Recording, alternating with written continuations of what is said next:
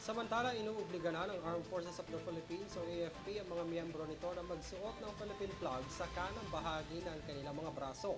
Ito'y magpapakita na ng patriotism at pagmamalasakit para sa bayan. Si Ryan Nazino magbabalita.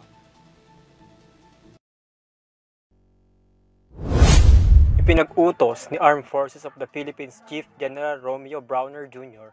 ang paggamit ng Philippine flag patches sa uniforme ng mga sundalo. Layo nitong bigyan diin ang papel ng militar sa pagtataguyod ng soberanya at integridad ng teritoryo ng Pilipinas. Ayon sa pahayag ni Browner nitong Huwebes, pinahihintulutan niya ang lahat ng miyembro ng AFP sa paglalagay ng bandila sa kanang braso ng kanilang uniforme. Git niya, ang inisyatibang ito ay naglalayong ipakita ang patriotism at solidarity ng AFP. Dagdag pa rito, sinabi rin ni Browner na naaayon ito sa pagsisikap ni Pangulong Ferdinand Bongbong Marcos Jr.